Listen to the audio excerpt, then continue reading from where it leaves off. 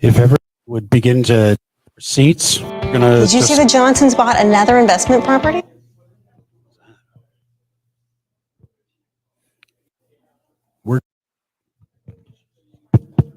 We're going to begin in a few minutes. So if you'd like to start taking your seats. How do they have the cash? Sherry said they used their IRA and it was really easy. You can use your IRA for real estate? Yep. They use Quest Trust Company to set up a self-directed IRA. They even use their own realtor. Wow. That's right. You can invest in real estate and more with your IRA without losing any of the tax benefits. It's called a self-directed IRA, and at Quest Trust Company, we're helping people nationwide set them up every day. It's not complicated either. Our certified IRA professionals help you move your existing IRA to a self-directed account. Then you're free to use your IRA funds for all kinds of investments beyond the stock market. And when you're ready to invest, you work with your realtor or business partners just like you normally would. The only difference is your investments in a self-directed IRA have huge tax savings. To find out how you can include investments outside of the stock market, such as real estate, in your IRA, call or visit Quest Trust Company today.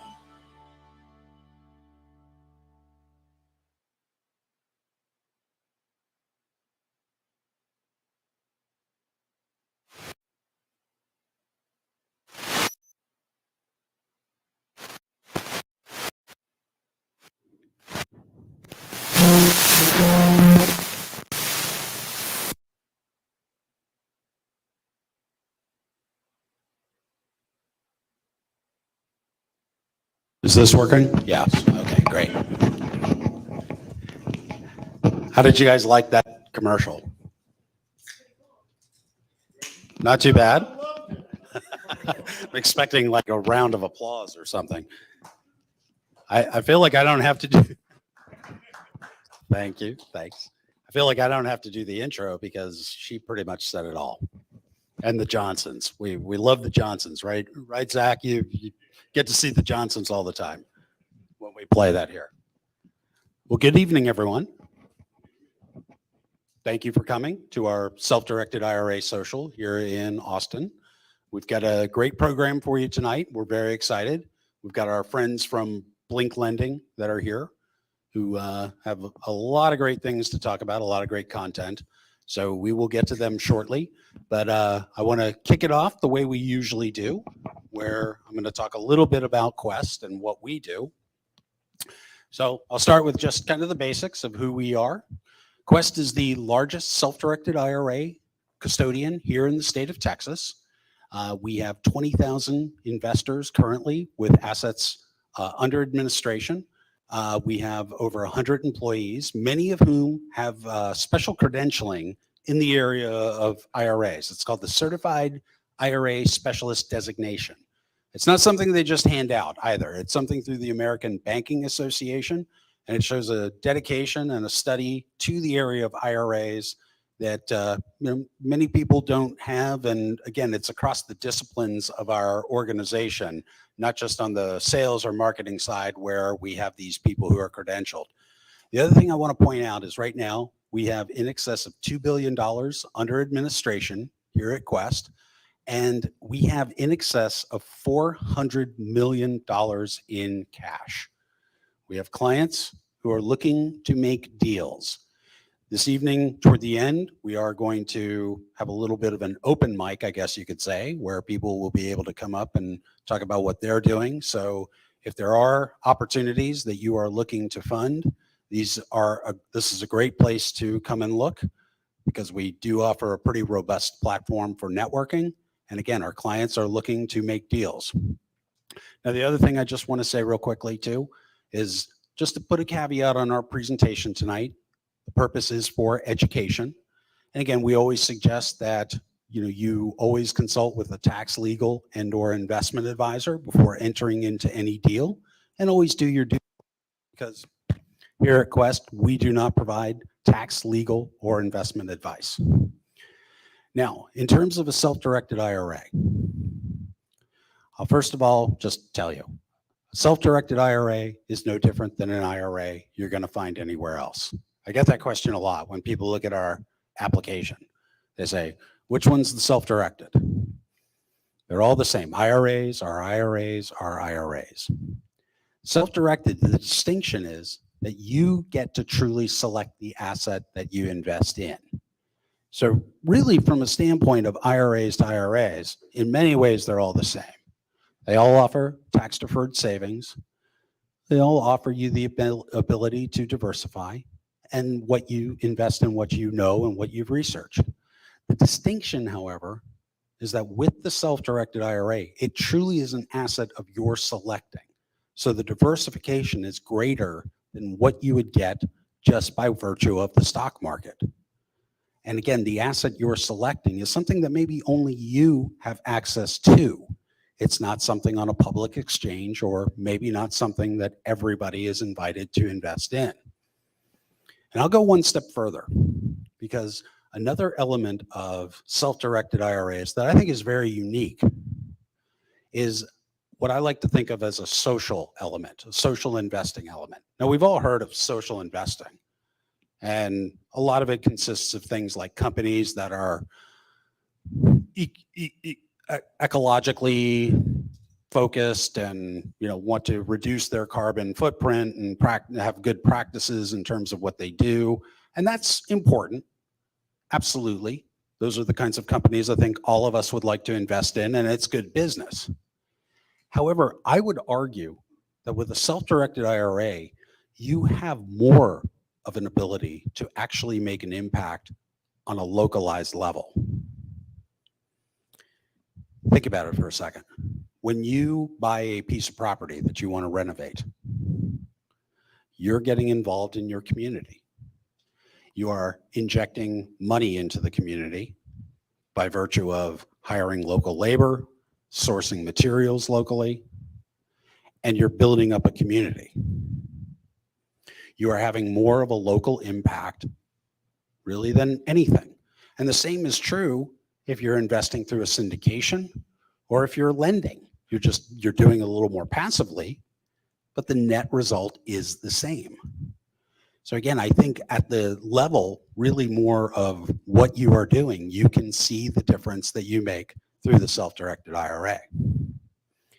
Now, in terms of the types of accounts, again, IRAs are all the same. So you can set up a traditional or a rollover, Roth, business types of accounts like SEPs, simple IRAs, solo 401k, or even what we call the specialty accounts, like the health savings account and the education savings accounts. These particularly focus on areas where, frankly, I think we all know the expenses are accelerating tremendously. And those two accounts, what I like about them and what's very unique and why I have personally used them is that they allow you to make distributions that are tax-free for their specified purposes. Tax-free. Tax-free.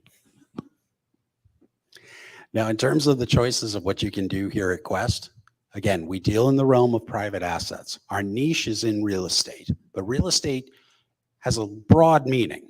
It can be something like a piece of property, a fix and flip, a rental property, an Airbnb, but it could be a tax lien, it could be a wholesale deal, it could be on the entity side where it's a multifamily syndication, or you're investing through an LLC, or it can be, as I mentioned before, lending, secured, unsecured. And the lending is always a very interesting area. You have really the ability to act like a bank, negotiate your terms. And again, that's part of what Paul is going to talk a little bit about us tonight. But again, some of the unique lending is the personal lending that goes on. And I've heard of a lot of interesting cases. I wonder if Paul will have some stories like this, but some of the stories I've heard with secured lending, it doesn't have to be real estate. I've heard of some interesting things. I've heard of a car. I've heard of dental equipment. I've heard of a veterinary clinic that was used as collateral. But my all-time favorite, and this is so Texas, ammunition. Sky's the limit. All right. So as I wrap up, I want to start talking a little bit about some of the opportunities that we offer through Quest, because I think this is one of the things that really distinguishes us as well. It's the networking and the education that we provide. And so we still are now doing our live classes and doing our webinars. Self-Directed IRA Saturday is still very popular and very big. Our virtual happy hour, which we did in the COVID days, has been popular enough that we've carried it over. And again, it's an opportunity to network with our nationwide clientele. And everything that we do, including this presentation tonight, is always going to be archived on our Facebook page and our YouTube channel. So if you ever miss out on anything, you always have the opportunity to view it in hindsight. Now, something I really want to talk about, and I want to bring my friend Sarah Shellum up to talk about this too. It's our Quest Expo, which is coming up in September, the 3rd annual. This is going to be a really great event, everybody. And we got a couple extra things that we want to talk about. Yeah, I want to jump in because just with a raise of hands, how many people have been to the Quest Expo before? Anybody? We got 1, we got 2, 3, 4, 5. Okay. Well, I counted 15 to 20 people in here. So that sounds like there's about 15 to 20 people that need to come to the Quest Expo this year, right? Okay. And let me tell you why. The Quest Expo is honestly probably one of the best events that we put on all year. I mean, the self-directed IRA socials are great. Our webinars are great and the virtual happy hours are great. But at the expo, the value that you guys get for the ticket price of $140 is unmatched. We have about 30 to 35 vendors and speakers that bring a wide category of all sorts of topics from, like, Steve was saying, like real estate, private entities, notes, pretty much everything you can do with a self-directed IRA, you can do it at this alternative investing conference. And I think that's a great point, is that it's not a self-directed IRA conference. It is an alternative asset conference. You will be meeting experts and listening to them over every area that we previously mentioned: real estate, entities, lending, but also crypto, which is now one of our offerings. Yeah, you can actually go to our website and kind of see a whole list of topics that we have, some of the speakers that we have confirmed. And actually, the speaker that we have tonight is going to be at our expo. So if you want to get signed up for the expo, you can use my code. It'll give you a special discount. It's my last name, Shellum30. I'd love to see a ticket sold tonight with my code or with Steve's. You can use my code too. We're in a competition, so if you guys Little want to bit. help me win, let me know. Sabaji 22. But without further ado, we're going to introduce Paul. We'd love to have you come to the expo, but here's a little sneak peek of what you can kind of see. All right. So I'm going to bring up Paul now. He is one of the founders of Blink Lending. Paul has a pretty extensive experience in the real estate industry. I believe he told me he's a 4th generation real estate investor. He's been in the industry for over 20 years and has been with Blink Lending, running it and managing it and growing it for the last 5. And you'll have to remind him again of your special title. I really like your title, but I'm going to turn it over to Paul. Let's give him a warm welcome. Thank you. Thank you. Thank you.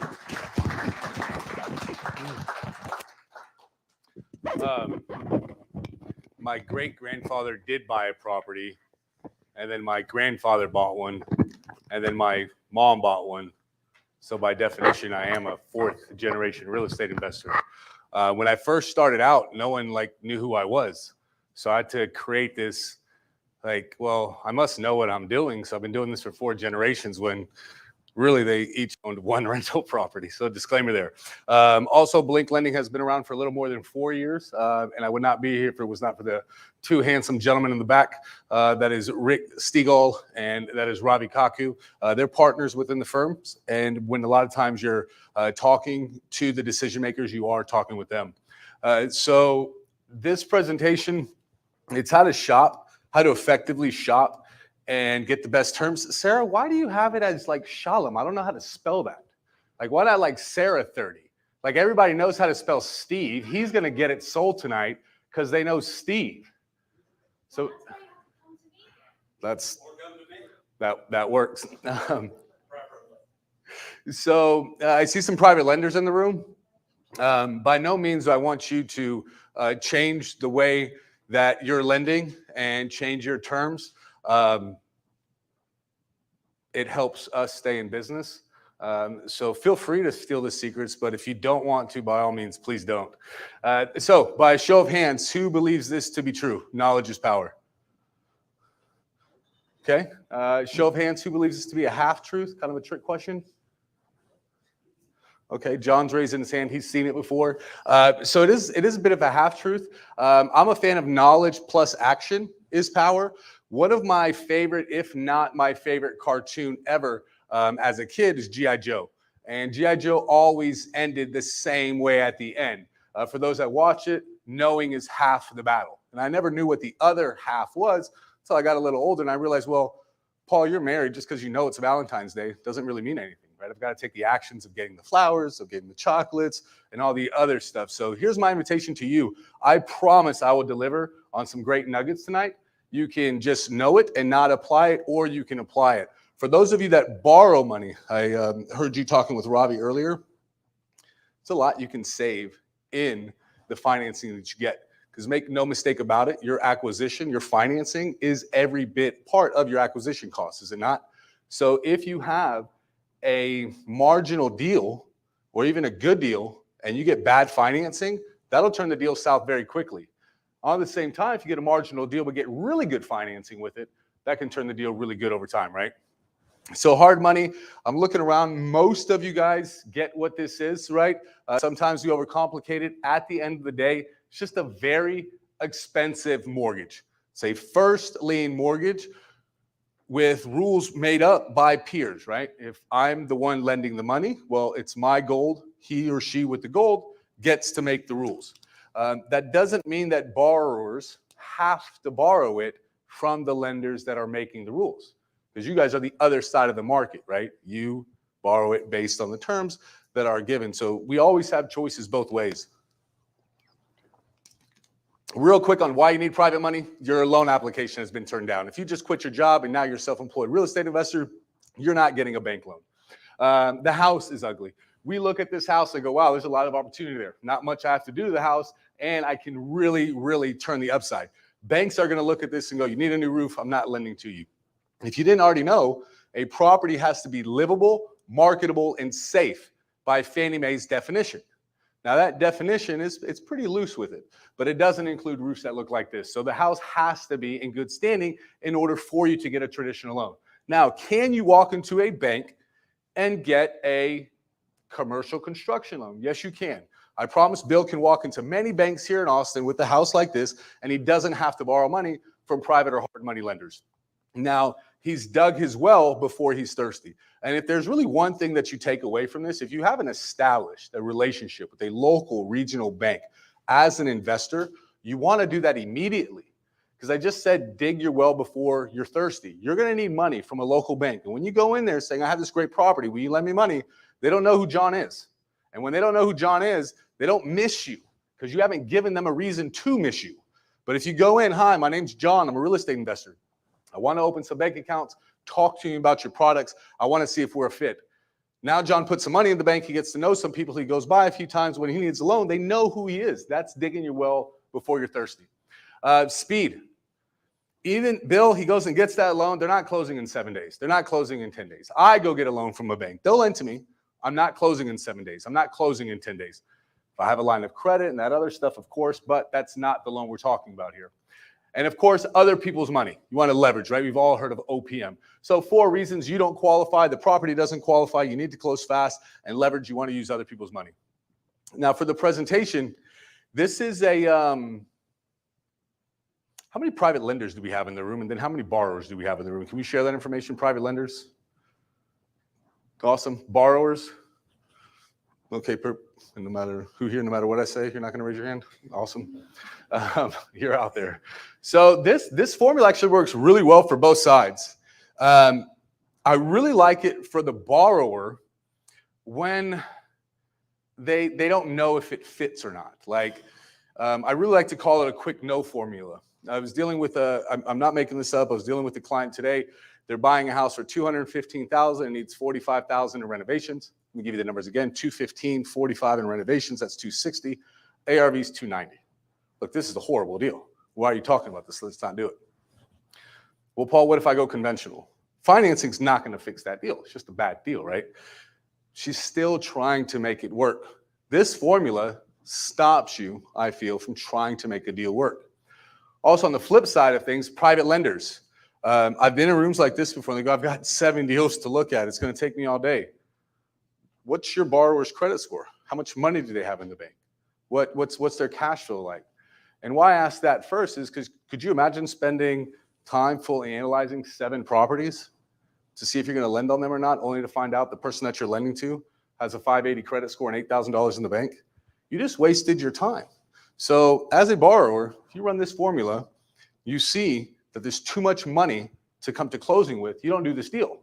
As a private lender, you can run this formula, and if your borrower doesn't have that much money, don't waste your time going out to the property. So what you're going to do is, if we all had a pen and paper, we would draw a line down the middle of the page, across obviously. Left side of the page gets money I need. Right side of the page, money I get. So money I need, money I get. Under money I need, you always need money to acquire the property, purchase price. Then we need rehab money. We need closing cost money. We're going to total those up, and that's going to give us the amount of money I need for each deal. Then we flip to the right side, money I get, 70% of ARV. Any private lenders lend up to 75% in here? Awesome.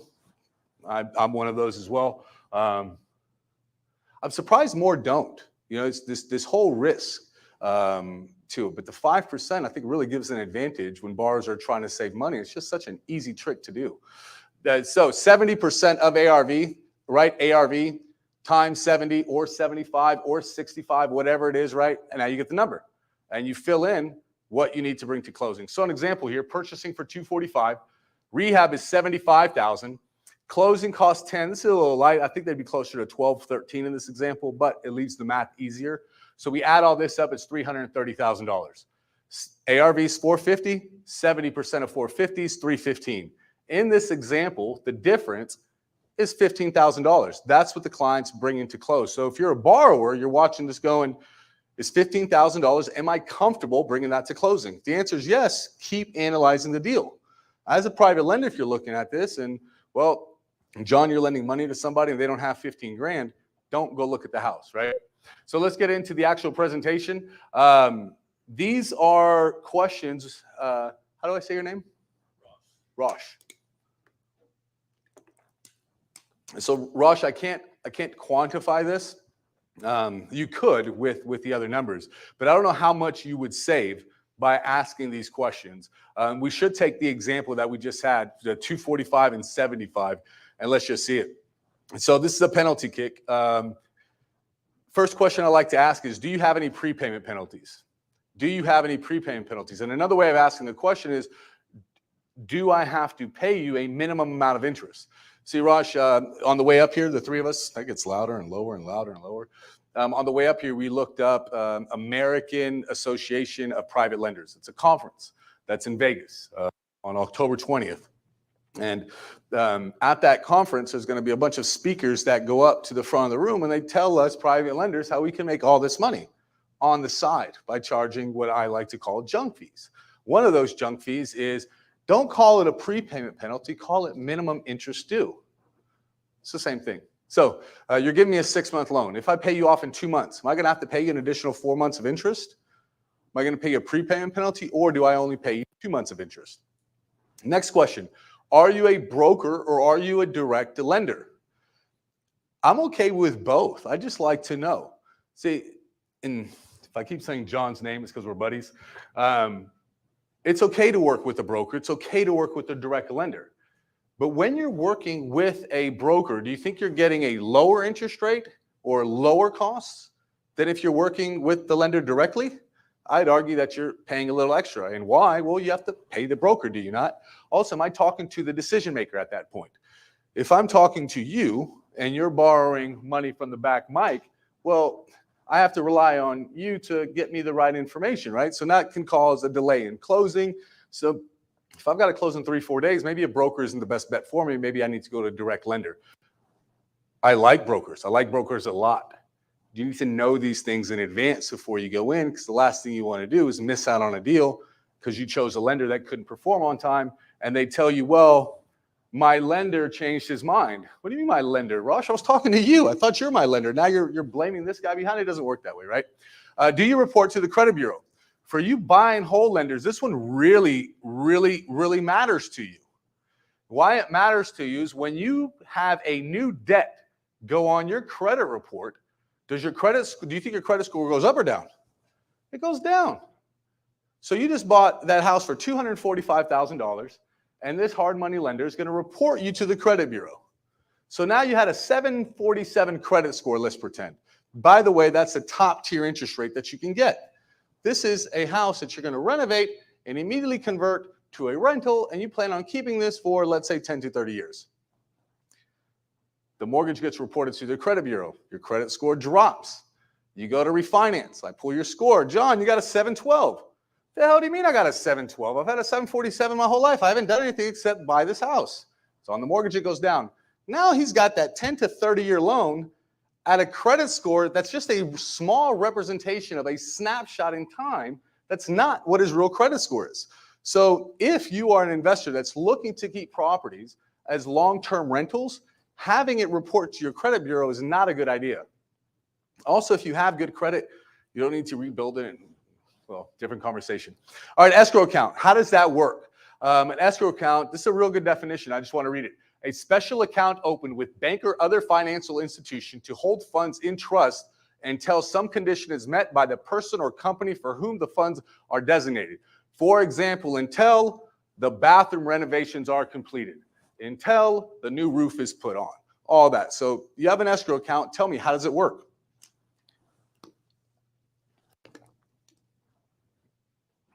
This is less and less every day. So of all of them on here, if you want to check out, you can check out on this one because this is less and less. But an escrow holdback is when you're asking your lender to reimburse you for the repairs that you did, because the lender always reimburse you. They never give you money up front. A smart lender never gives you money up front. But now you ask for that $20,000 reimbursement for the repairs you did. You get a phone call that goes, hey, Robbie, you're going to get $14,000. The reason you're going to get $14,000 is because we do an escrow holdback.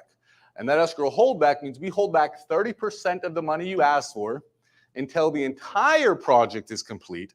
And then when the entire project is complete, we'll give you all the money. And the reason we do that is to protect ourselves. Well, thank you for protecting me, but who's going to protect me from the contractor that I have to pay, right? I got to keep the project going. And if you're not paying your contractors, well, just try not paying your cleaning lady. Like, see if she shows up again. What do you think your contractor is going to do? All right, draw schedule. Am I on a draw schedule? Do I have to do a certain amount of renovations before you're going to give me money? Do I have to pull out the money by a certain time, or can I do it whenever? We do have a bit of a draw schedule. And what that is we want $15,000 worth of work completed before you ask us for a draw. The reason we did that is someone was screwing in a light bulb. They're asking us for a $10 reimbursement. It's just sloppy. So we do $15,000 plus. We'll come out and we'll take a look at the work from there. For private lenders that are lending your money, that is such a, I didn't know how much that would help and save us. That's great to put in that $15,000 minimum. It really helps prevent you from getting in trouble with unintended consequences. All right, is there a draw or is there an inspection fee? So every time I ask you for that money, are you going to charge me money for that?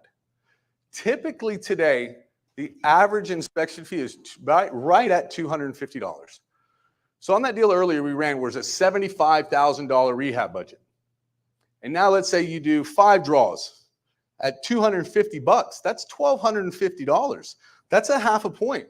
So while you're sitting there asking your lender and beating them up over interest rate and points, they're in Vegas at some American Association private lender conference laughing at a free bar about how they're going to nickel and dime you on minimum interest payments, on escrow holdbacks, on draw inspection fees. And when that's done, they're also going to charge you a wire fee on top of it. So here's $250. And by the way, I've got to wire you the money.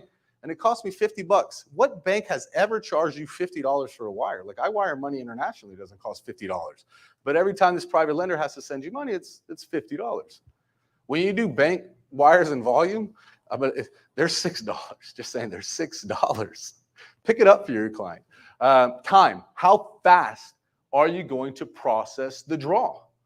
Am I going to turn in paperwork and then have to wait? Who's reviewing it, by the way? Like, John, you're my loan officer. I'm calling you. Here's the paperwork that you told me to do. What's next? Well, John's got to talk to Susan over here, and Susan's got to talk to Jeff, and then Jeff's got to get with Larry. And, you know, John doesn't care. He's talking to a new client. You know, he's moving forward with it. Your project has to move fast, right? We've all heard time is money, yada, yada, yada. The wire transfer fee, that one gets me $50. All right, what other fees do you have? Payoff fee. For you borrowers that haven't borrowed money yet, when you go to pay off your loan, the title company is going to say, hey, I need a payoff from your lender. So what's your lender's number? So you don't get to tell the title company, hey, I owe Ravi $300,000. Give me the money. I'll give it to him. No, it's, hey, Ravi, give me the payoff. Ravi gives him the payoff. Title company pays him off. Well, lenders will charge you a payoff fee, right around $75 to generate a document that tells you what you owe them. That's a junk fee. Extension fees. You want to be careful of this one. Your project, the bigger the rehab, the longer the loan term should be. So if you have a $30,000 rehab, you don't care if it's a 6 or 9 month loan. Unless you're an absolute schlep, you're going to finish the project pretty fast. Now, if you have a $120,000 rehab and you're calling around town, you're trying to get interest rates, and you got quoted a 2% rate on a 6-month loan, well, you just got bamboozled, because you're not going to finish that project in 6 months. So you're going to have to call your lender. You're going to have to say, hey, lender, I need more time. What do you think your lender's going to tell you? Absolutely. You've been paying me on time. I don't want to go out and find another loan. I've got you paying me on time. But here's the thing. I got to charge you an extension fee. No, you don't. You're just choosing to. Well, my bank charges it to me. No, I don't know banks. Like, we work with banks. We don't know banks that charge extension fees. What they do is they ask you to pay their line down. So they'll say, hey, if you're going to keep that money out, pay it down. You don't have to pay it any more than they have to charge it. Let me say that again. You don't have to pay it any more than they have to charge it. And there's just processing fees, underwriting fees. We charge an underwriting fee. And there's other costs. It's not okay.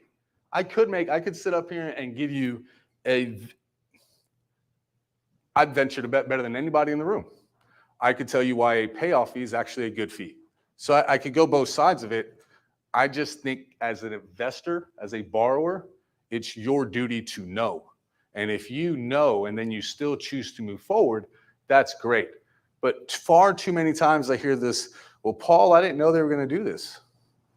That's not an answer. Like, you didn't know is not an answer. All right, here's my favorite one. This is the last question. This one alone will save you more money than all the other ones together. We all have these in our wallet, yes, credit cards.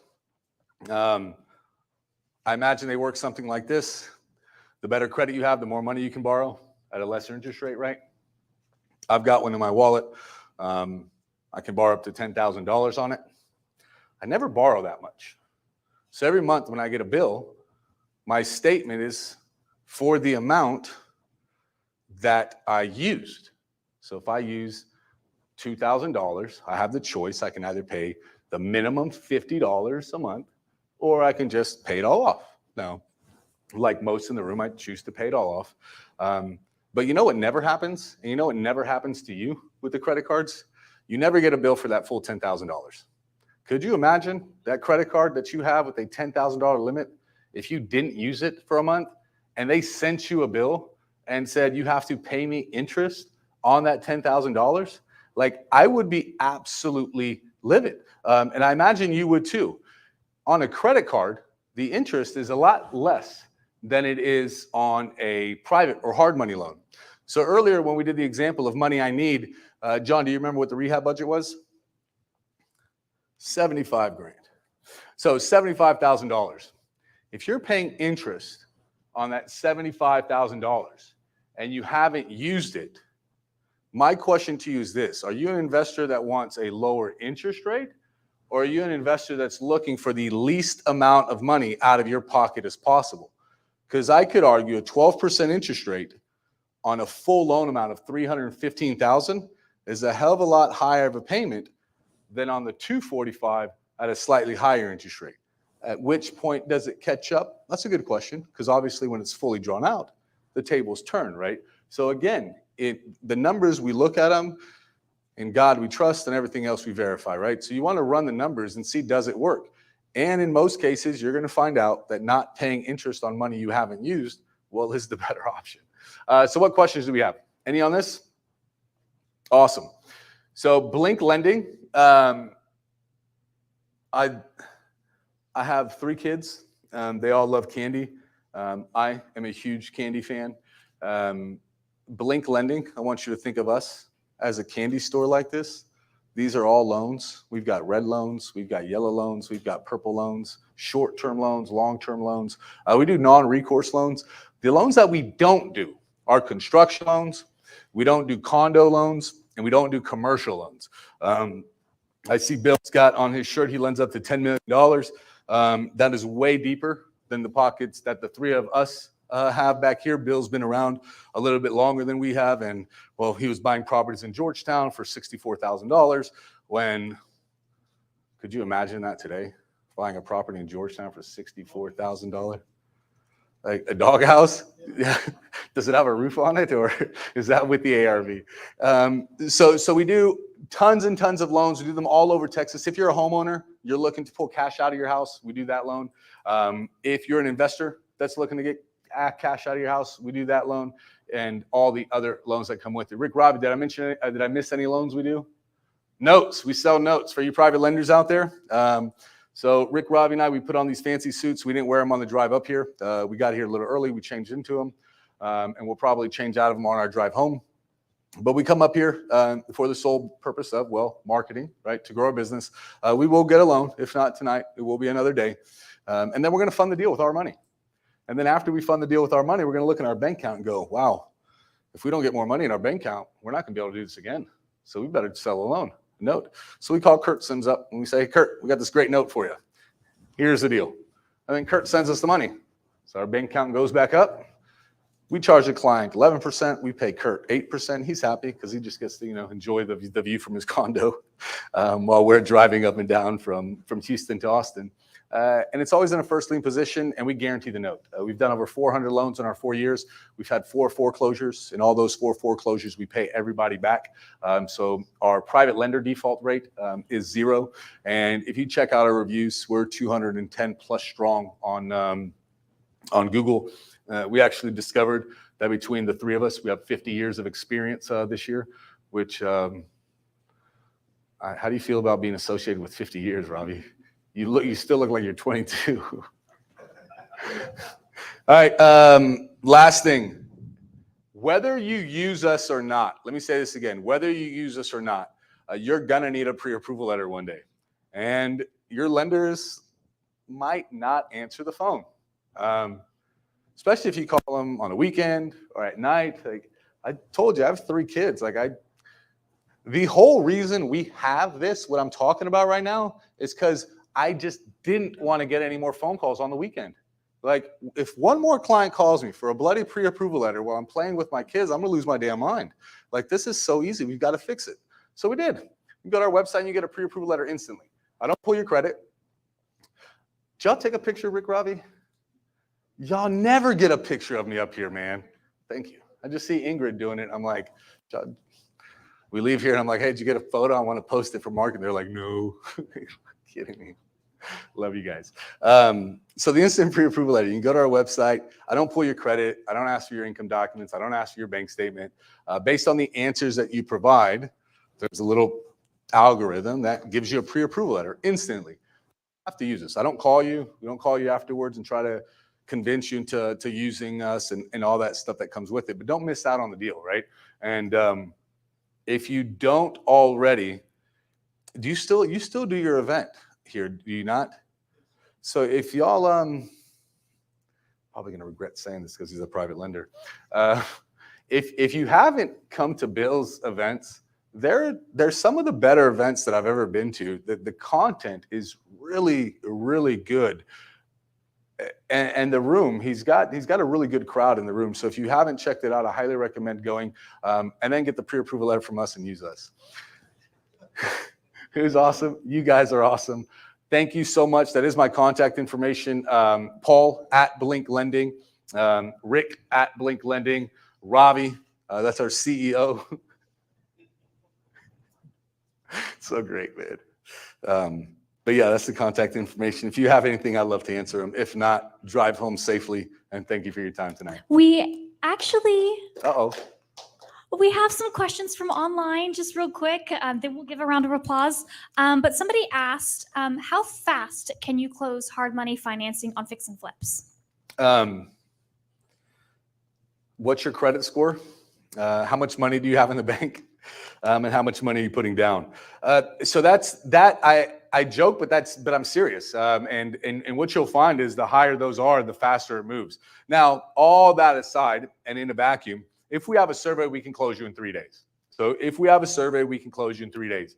If you're in a PUD, a planned urban development, you don't have a survey, give us a call. We'll just slightly adjust the loan terms a little, nothing too crucial, and we'll still close really fast.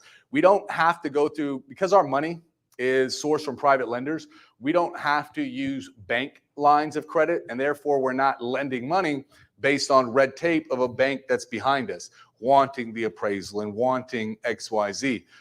We're able to, with all the technology available to us today, within a few hours, you can get values on pretty much any property you need. All right, another question is, can you touch a little bit more on the loan origination fee?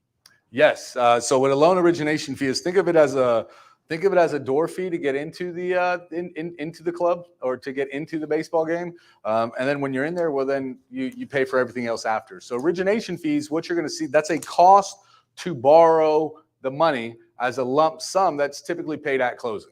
So if you're borrowing $300,000 and your lender is going to charge you 2 points, 2 points is a percentage of the loan. So 2% of $300,000 would be $6,000. Typically 2 points is on the lower side of things. And if you're paying anywhere above 3%, you're paying above market. So right now, points, anywhere from 2 to 3 points is fair market. If you're paying below 2 points, keep it a secret. You don't want to tell other people because your private lender is going to run out of money, and then you're going to have to pay someone like me more than 1.5 points. Bill, do you have a question? Yeah, so in the slide about money that I need, in your slide about money that I need, you didn't mention reserves. I understand why you didn't, because it's not part of the loan, but I assume that you look at reserves as part of the process. Can you just talk about that a little bit? Absolutely. So whenever someone asks, Paul, what's the most important thing when you're lending money as an underwriter, right, as a private lender? It's how much money do they have? I'm a big credit and assets guy. See, credit is our numerical representation of our ability to do what we said we're going to do. So when I'm lending money to somebody and they're signing a promissory note that says, I promise, well, their credit score tells me what that promise means, right? Now, promises are great, but if you don't have the resources to keep them, then that's a whole other challenge. So, Bill, we're very, very picky when it comes to that. We actually have on our loan matrix that if a client has less than $50,000 after the money they bring to closing, that we need an upper loan committee review on it. Because as you know, things go wrong during the project. And as a private lender, if the electrical wiring goes wrong, well, it needs to be fixed, but it didn't increase the value, right? An ARV of a property says that the electrical is going to be intact. And if I'm busting out the sheetrock and now I discover a $15,000 problem, I need my client to have it. So reserves, huge on there. Also on the first 3 deals that clients have with us, we want some skin in the game.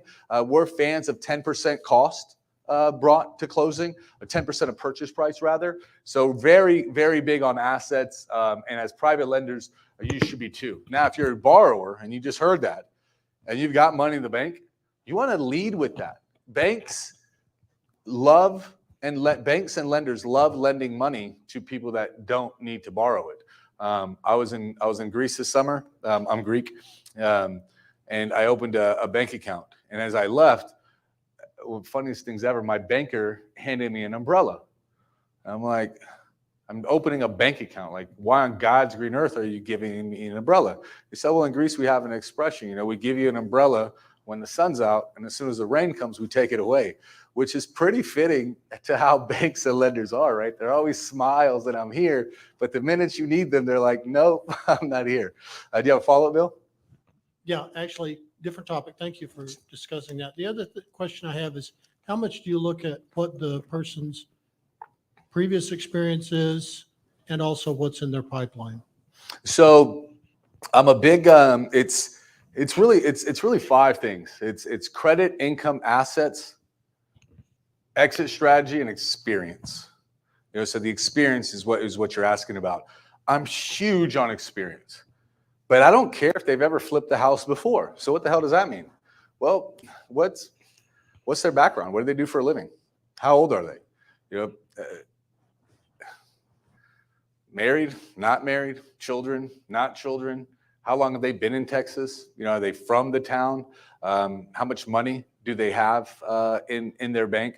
So on the experience part, I do like that they've done it before, but it doesn't matter. If they haven't done it before, we'll lend to first-time investors. But I do want to look at the life experience. And also on credit score, if someone's got a 760 credit score, but they just graduated from UT and, you know, they're having a great time, you know, with their first job, versus somebody who's 55 years old that has a 690 credit score because they just got divorced 4 years ago. Well, I'm here to tell you the person with the 690 credit has a lot better credit than the person with the 760 credit does. So I wish we joke in our office all the time. It's lending has all these rules, but then it's like the exception playbook is just as big as the rule playbook is.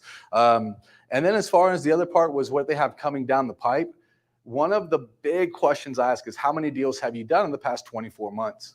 And how many deals are you working on now? And the answer I love to get is, oh, I'm working on 6 right now. I'm going to do number 7. And as soon as we hear that, it's just like, okay, let's slow down a little because you're in a territory that you haven't been in before. You know, you're doing 6 deals right now. This is the most you've ever worked on. And now I'm going to be number 7. And why did you come to me instead of the other 6 lenders you were just with?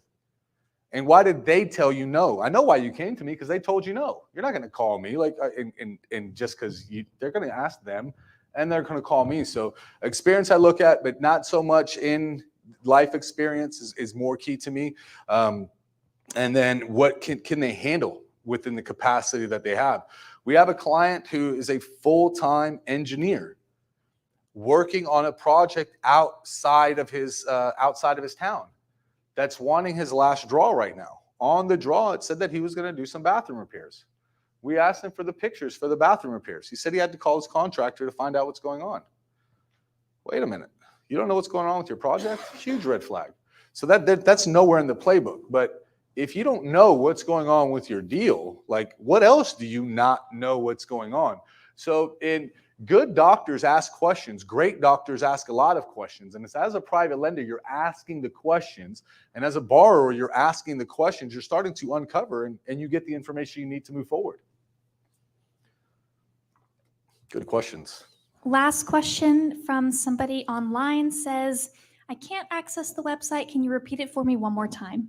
Yes, blinklending.com. So blink, like blink your eyes, and lending money, blinklending.com. For you private lenders out there, it's Texas Notes. But when you go to blinklending.com, it does pop 3 prompts there for you. Yes, sir. So do you lend projects all across Texas, or do you like to focus on certain areas? All over Texas. We do not lend outside of Texas. We love God's state.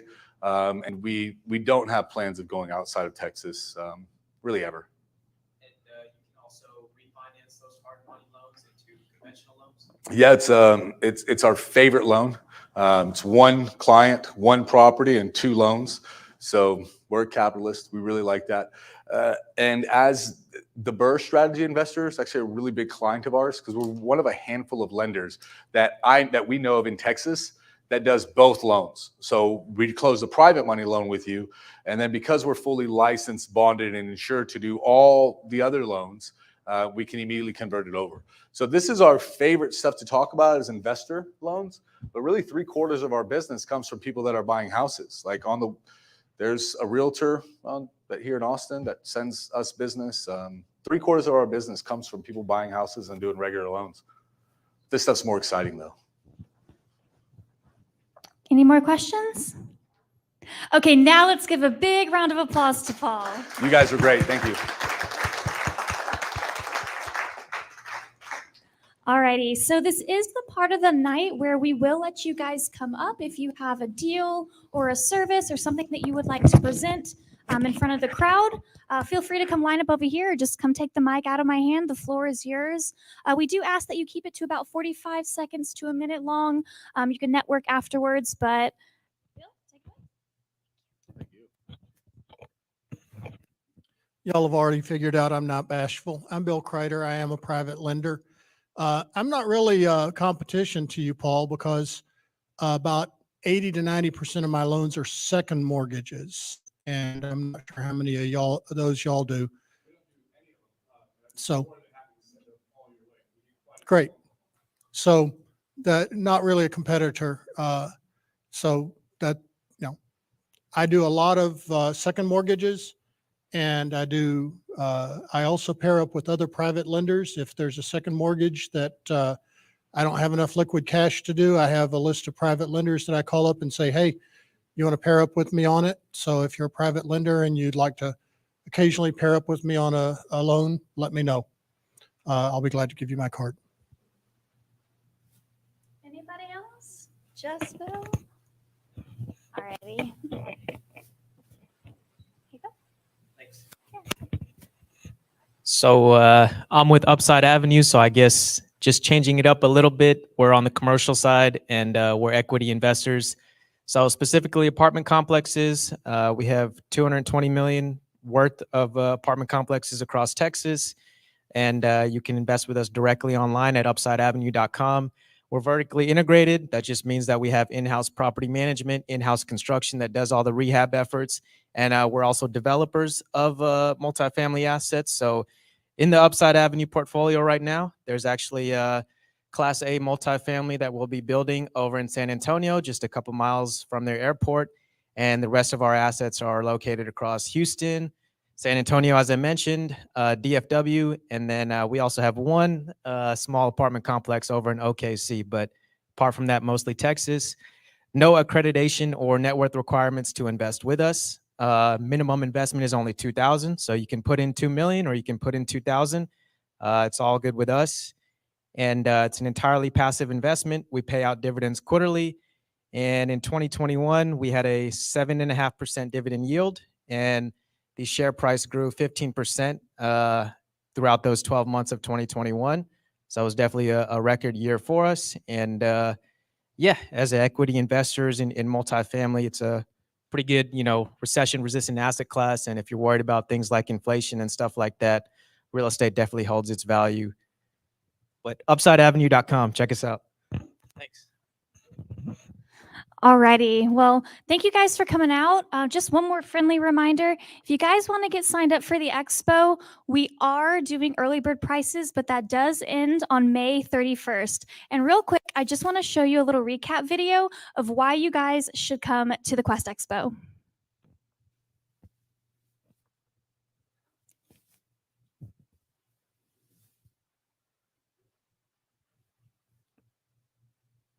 But until then, I'm going to tell you about a special code that you can get. If you guys are a client, you will get an additional 20% off. That's client 20.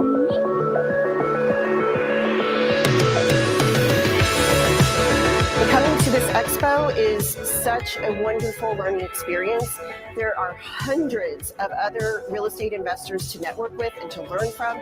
The education is such a wide variety in any type of real estate investing that you're interested in. You're going to learn it here.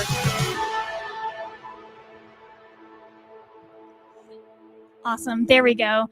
So if you guys want to get your Quest Expo ticket, come to myself, come up to Steve, Ingrid, Katie. We all have special codes for you to get a discounted price. Again, we thank you for coming out. Do be sure to register for next month as well. It's June 14th. We're going to have Ruben Dominguez from Apartment Educators coming out, going to talk about some commercial multifamily for you. So we would love to have you out. But yeah, thanks for coming, and we will see you next month.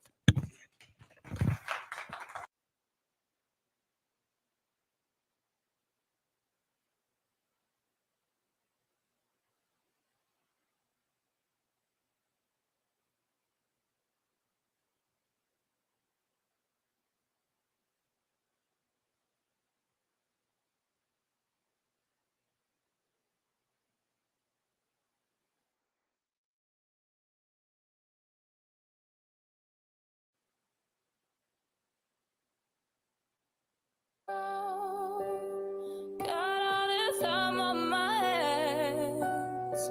Might as well cancel our plans, yeah. I could stay here for a lifetime. So lock the door and throw out the key. Can't fight this no more. It's just you and me, and there's nothing I can do. I'm stuck with you, stuck with you, stuck with you. So go ahead and drive me insane, baby. Run your mouth.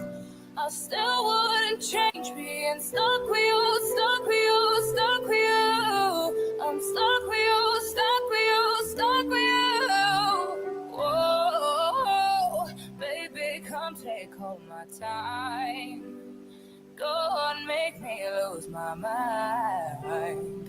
We got all that we need here tonight. I lock the door and throw out the key. Can't find